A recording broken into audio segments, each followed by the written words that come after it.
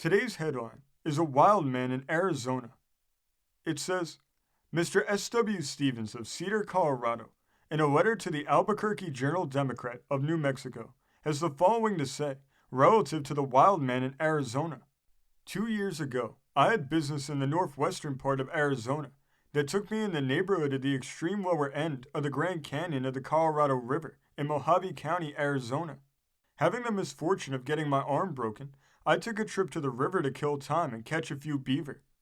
I constructed a skiff with the aid of a friend, and when my arm got strong enough, I took a trip up the canyon as far as I could go with a boat. A few miles above the entrance, I hauled my boat upon the sand and got ready to examine the rock walls. The first thing that attracted my attention was the imprint of bare feet in the sand. Thinking the track had been made by some Indian, perhaps a Paiute or a Hualapai, I began looking the gorge over with much interest. Going downstream a short distance, I found more tracks. The third day of my stay, I saw the head of a man on a bench of rock on the north side of the river. Evidently, he was seated on the edge of a cliff some distance above my camp. I rode upstream a little, above the point where I saw the man's head and part of his shoulders above the greasewood brush. Climbing up to the bench, I had some difficulty in finding a place that I could get over the ledge and be on a level with my strange neighbor. I finally succeeded in approaching closer to the point. I saw sitting on a large boulder a man with long white hair and a matted beard that reached to his knees. The creature was unaware of my approach, and I gazed upon him for some moments unobserved. He was about 50 yards away and in fair view. He wore no clothing, and upon his talon-like fingers were claws at least 2 inches long. A coat of gray hair nearly covered his body, with here and there a spot of dirty skin showing. I had found the wild man of the rocks. At that moment, a rock loosened by some animal came rolling down. The creature turned his face towards me. Horrors, what a face! It was seared and burned brown by the sun, with fiery green eyes. With a wild whoop and a leap, he was off and up over the rocks and cliffs like a mountain sheep for about 75 yards. Then he stopped. He was armed with an oddly shaped club, large enough to fell an ox.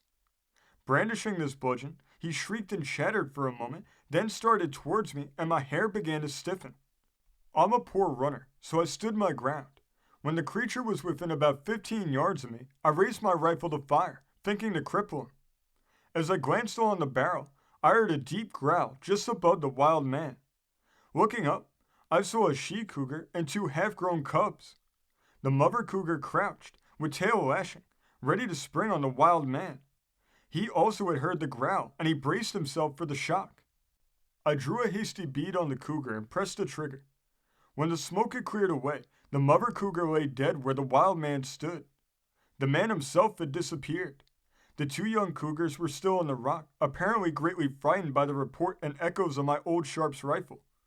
Reaching hastily for a cartridge, I found I had neglected to buckle on my belt when leaving camp, so I hastily retreated to the boat, where I found everything as I had left it.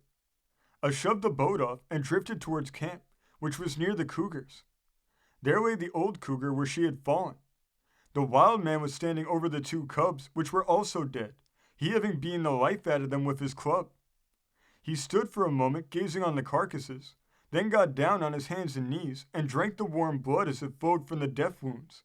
The sight sickened me. I stood up in the boat and yelled.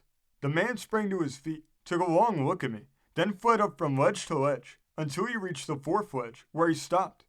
Here he flourished his club again and screamed the wildest, most unearthly scream I ever heard, then turned and sprang onward up the craggy wall of the canyon. Not fancying my wild neighbor, I packed my outfit into the boat and drifted down and out of the canyon before I made camp for the night. That was the strangest adventure of my life. Tradition records that years ago, hostile Indians captured free men, bound them to logs far up the canyon, and set them adrift upon the swollen river. It may be that this wild creature is one of those unfortunate men who by chance freed himself and escaped death, but was made insane by his awful experience. This story came from the great state of Georgia, being reported in the Cherokee Advance of June 12, 1903. Thank you for joining us today. If you want to continue to uncover all of America's lost and forgotten history, then remember before you leave to hit the subscribe button, hit the notification bell, and remember to like and comment below. And we will see you next time on Americana Archives.